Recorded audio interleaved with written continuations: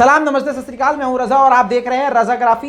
ये है यूक्रेन और रूस की स्पेशल वॉर रिपोर्ट। आपको बता दूं कि इजराइल को खौफ तो रूस का है ही। कल की रिपोर्ट में मैंने आपको पहले ही बता दिया था।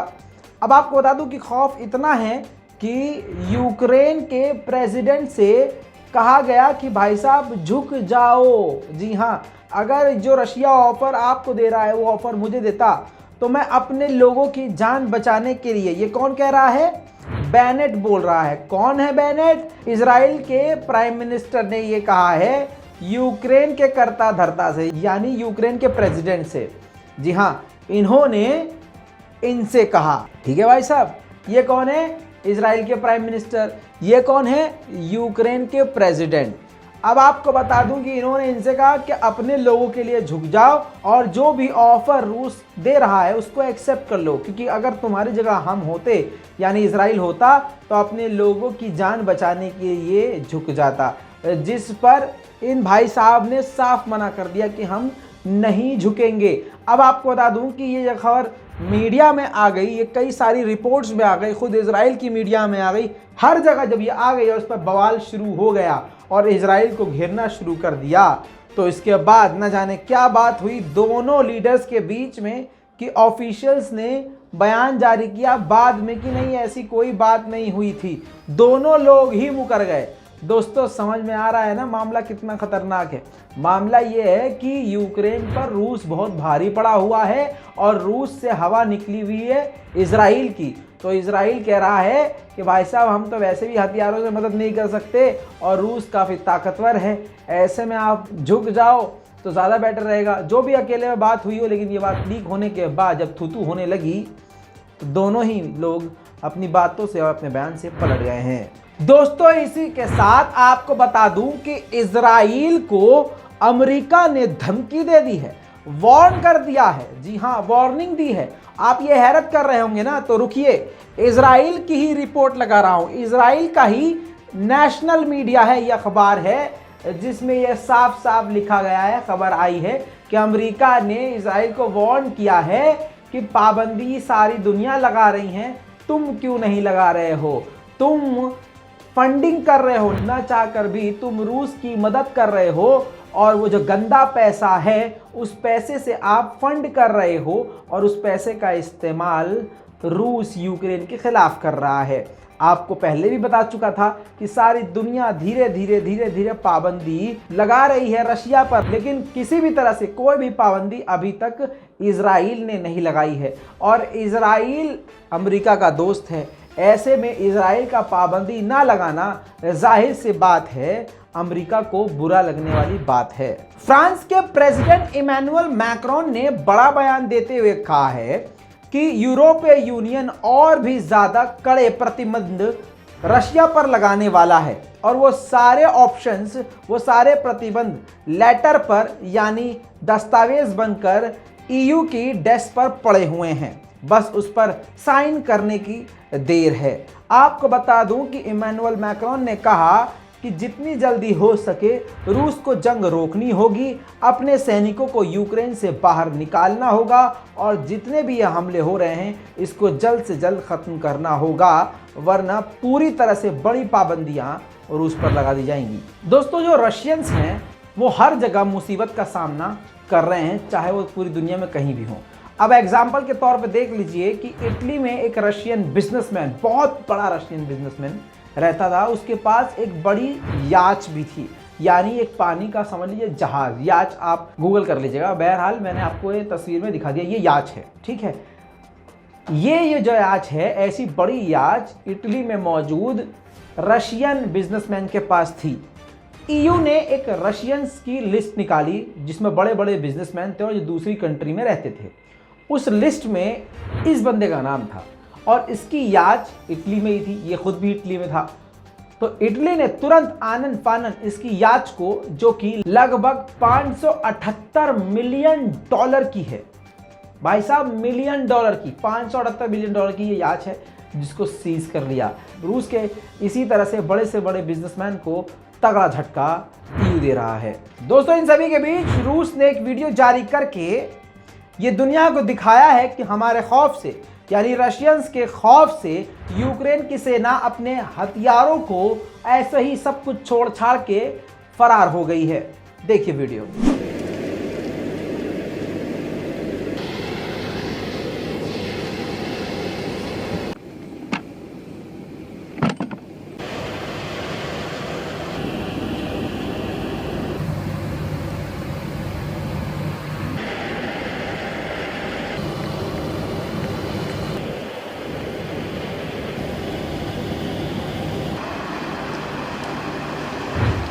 अमेरिका की पेंटागन ने यह बयान जारी किया है कि हम सिर्फ एक तरह से यूक्रेन की मदद कर सकते हैं और वो तरीका है सिर्फ और सिर्फ हथियार देना। ईयू के देश और हम लगातार इसी तरह से खतरनाक हथियार यूक्रेन को देते रहेंगे और हमें देते रहना है ताकि यूक्रेन आसानी से रशिया के अग्रेशन को झेल सके। लेकिन आपको दोस्तों बता दूं कि रूस अभी भी यूक्रेन पर काफी भारी पड़ रहा है। दोस्तों इसी के बीच एक बड़ी खबर आई है। आपको बता दूं कि बाइडेन ने एक बड़ा ऐलान किया है। उन्होंने कहा है कि हमने लातविया, एस्टोनिया, लिथुआनिया और रोमानिया इन सभी देशों में अमेरिकी सेना भेज दी हैं। रुक जाइए, आगे उन्होंने कहा कि हमने ये सेना यूक्रेन में नहीं भेजी है, ना हम भेजेंगे। हमने उन देशों में इसलिए भेजी है क्योंकि वो ईयू की कंट्री है और उनकी सेफ्टी के लिए हमने भेजा है। लेकिन अगर दूसरी साइड की बात करें तो रूस की इंटेलिजेंस का कहना है कि यह अमेरिका की चाल है और एक्सपर्ट का कहना भी यही है कि अमेरिका की चाल है। मौका लगते ही जिस प्रकार से यूक्रेन की मदद करने के लिए सारी दुनिया से फौजी सोल्जर लड़ाके पहुंच रहे हैं, वैसे ही चुपके से अमेरिकी सेना भी काफ़ी करीब तो पहुंच ही चुकी है यूक्रेन के आसपास की कंट्रीज़ के पास। चुपके से यूक्रेन के अंदर भी घुस के यूक्रेन का साथ दे सकती है। मगर ऐसा अगर हुआ तो खुद बाइडेन का कहना है कि अगर हमने अपनी सेना यूक्रेन में भेज दी तो वर्ल्ड वॉर 3 शुरू हो जाएगा। दोस्तों एक अजीब बयान आया है यूक्रेन के प्रेसिडेंट की तरफ से। शायद दिमाग भारी हो गया है या बहुत ज़्यादा डिप्रेशन में है। उन्होंने एक ऐसा बयान दिया है जो सोशल मीडिया पे लोगों को अब समझ में नहीं आ रहा है। एक तरफ उन्होंने कहा है कि रूस ने काइविव को चारों तरफ से घेर लिया है, यानी यूक्रेन की राजधानी को चारों तरफ से घेर लिया है। सेना लगातार आगे बढ़ रही है। ये बात देखिए यहाँ तक दूसरी है, लेकिन ज़ेलेंस्की आगे कहते हैं हम जीत रहे हैं, लेकिन हमें पता नहीं है कि कितना वक्त लगेगा। अब इससे क्या मतलब निकलता है आप ही समझिए। दोस्तों जहां सारी दुनिया व्लादिमीर पुतिन यानी रूस पर पाबंदी लगाने की कोशिश कर रही है, वहीं खेले पे खेला रूस खुद कर रहा है। अब रूस की संसद में बैठकर एक बड़ा फैसला लिया गया है। रूस में अब कॉपीराइट का सिस्टम खत्म कर दिया गया है। रूस ने दूसरे देशों की फिल्मों को फ्री कर दिया है और सारे सॉफ्टवेयर को जो दूसरे देश के हैं उनको भी फ्री कर दिया है। इंटेलेक्चुअल प्रॉपर्टी राइट को भी खत्म कर दिया है। अब इसको आपको कैसे समझाऊं, समझ में नहीं आ रहा है हमको खुद। हम आपको बताएं क्या है मामला। कोई भी डिज़ाइन किसी देश का, जैसे चीन कॉपी करता है तो चीन को कहा जाता है ऐसे, और इसी तरह से अब रूस में कोई भी डिज़ाइनर, कोई भी इंजीनियर किसी भी देश का कोई भी डिज़ाइन चाहे किसी भी चीज़ का हो कॉपी कर सकता है। कॉपीराइट का कोई मसला नहीं है, कोई मुसीबत उस पर आएगी नहीं, कोई सरकारी कार्रवाई उस पर होगी नहीं। समझ रहे हैं? कोई भी चीज़ कॉपी की जा सकती है और उसको कैसा भी बनाया जा सकता है, चाहे प्रॉपर्टी हो चाहे कुछ और भी हो। किसी और देश का कुछ भी चुरा कर उसका कॉपी किया जा सकता है। रूस की सरकार अब इस पर कोई कार्रवाई नहीं करेगी। ये रूस का ऐतिहासिक फैसला है। दोस्तों इसी के साथ एक बड़ी खबर आपको और बता दूं, रूस अब बौखला गया है। आपको बता दूं कि व्लादिमीर पुतिन ने धमकी दी है कि स्पेस में, अंतरिक्ष में वो स्पेस स्टेशन को तबाह कर देंगे। उन्होंने कहा है कि बहुत जल्द अंतरिक्ष में जो स्पेस स्टेशन है वो तबाह हो जाएगा। अब आप सोचेंगे इससे रूस का ही नुकसान है। नहीं दोस्तों, इसमें रूस का नहीं पूरी दुनिया का नुकसान है। नंबर 1 पर अमेरिका और नंबर 2 पर रूस, दोनों मिलकर स्पेस स्टेशन पर एक साथ एक ही स्पेस स्टेशन पर काम कर रहे हैं, एक साथ एक ही प्लेटफॉर्म पर काम कर रहे हैं। रूस का कहना यह है कि हम अपना हिस्सा यानी आधा हिस्सा बंद कर देंगे और उसके बाद होगा क्या, पूरी तरह से काम बंद हो जाएगा और अंतरिक्ष का वो स्पेस पूरी तरह से नुकसान में चला जाएगा। और तो और वो तबाह होने की स्थिति में पहुंच जाएगा। ऐसे में अमेरिका को भी काफ़ी बड़ा झटका सीधे सीधे लग सकता है। दोस्तों, यूक्रेन में लोगों का बुरा हाल है, इंतज़ार कर रहे हैं वो लोग कि किस तरह से हम निकलें। अब यूक्रेन के लोगों का हाल देख लीजिए, आपकी स्क्रीन पर लगा रहा हूँ। बिल्डिंगें तबाह हो चुकी हैं, घर बर्बाद हो चुके हैं, स्कूल, ऑफिस, सब, यहाँ तक कि हॉस्पिटल भी बर्बाद हो चुके हैं। लोगों का बुरा हाल है। कई कई परिवार एक साथ खाना बना रहे हैं, एक साथ खा रहे हैं, लकड़ियों पर खाना बना रहे हैं। मतलब पूरी ज़िंदगी उनकी ऐसी हो गई है जो वो सोच नहीं सकते। खाने के लिए राशन अच्छा नहीं है, पीने के लिए पानी अच्छा नहीं है। जो आम ज़िंदगी में चीज़ें ज़रूरी होती है इंसान के लिए, उन सभी चीज़ों से लेकर ये परेशान है। रोटी, कपड़ा, मकान इंसान की ज़रूरत होती है। अब ये भी दिक्कत यूक्रेन के लोगों को हो रही है। दोस्तों, अगली बड़ी खबर ये है कि आपको बता दूं कि रूस ने ये क्लेम किया था कि यूक्रेन में रासायनिक हथियार, केमिकल वेपन, बायोलॉजिकल वेपन बनाए जा रहे हैं। हमने सही वक्त पर अटैक किया और वो सब उनका बर्बाद हो गया। ऐसे में इसी मुद्दे पर यूएन में बातचीत हुई। बातचीत में यूएन ने ऑफिशियल स्टेटमेंट जारी किया कि बिना एविडेंस के रूस ने ये बात करी है, जो कि सिर्फ और सिर्फ बकवास है। लेकिन रूस ने दावा ये किया है दोबारा से कि जब हमने अटैक किया तो अटैक के बाद अमेरिका ने वो सारे एविडेंस यूक्रेन से मिटाए, क्योंकि यूक्रेन और अमेरिका मिलकर ये काम कर रहे थे। दोस्तों, दूसरी तरफ जहां पर गैस की दिक्कत का सामना यूरोप की कंट्री कर रही हैं और टेंशन में यूरोप की कंट्रियां हैं कि अब क्या होगा, क्योंकि रूस ही एक्सपोर्ट करता था और रूस पर पाबंदी लगा दी गई है। ऐसे में मौके पर चौका मारने वाला बना है अजरबैजान।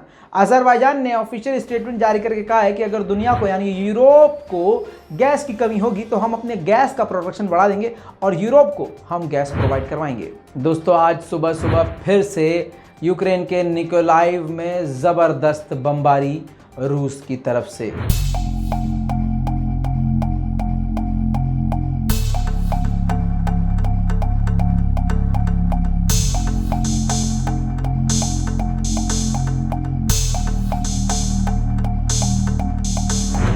दोस्तों, एलन मस्क को कौन नहीं जानता। इन एलन मस्क ने जितनी बड़ी मदद यूक्रेन को दी है शायद किसी ने नहीं दी हो। जो टेक्निकल ताकत होती है वो काफ़ी बड़ी होती है। अब एलन मस्क की खुद की अपनी सैटेलाइट है, उस सैटेलाइट से पूरे यूक्रेन को फ्री में वो इंटरनेट दे रहे हैं। आपकी स्क्रीन पर देखिए, यूक्रेन के एक व्यक्ति का ये स्क्रीनशॉट है। स्टारलिंक उनकी सैटेलाइट का नाम है और स्टारलिंक से वाईफाई कनेक्टेड है, यानी पूरे यूक्रेन को फ्री में इंटरनेट प्रोवाइड करवाने वाला इस बुरे वक्त में एलन मस्क है। रूस ने यूक्रेन में जो फूड वेयर हाउस था आम जनता के लिए, उस पर भी बमबारी कर डाली है। देखिए। Друзі, всім привіт! Це Квітневе, які в 3 годині ночі, тобто 8 годин тому було накрито російською артилерією з літаків ракетами. Це горять склади продуктів. Мета окупанту – це знищити постачання їжі в Бровари та Київ. Оце освободителі прийшли, освободіть нас від їди і від життя. दोस्तों, सुबह ही सुबह खार्किव के गांव पर भी ज़बरदस्त हमला रूस ने किया है। पूरी तरह से गांव तबाह हो गया है। आपको बता दूं, 1,000 किलो के बम यूक्रेन पर रूस गिरा रहा है और एक बम गिरने के बाद ही पूरे गांव तबाह हो रहे हैं। इतनी बड़ी तबाही यूक्रेन की हो रही है और सबसे ज़्यादा जो मुसीबत में है वो आम जनता है। दोस्तों, ये थी अब तक की सबसे बड़ी अपडेट।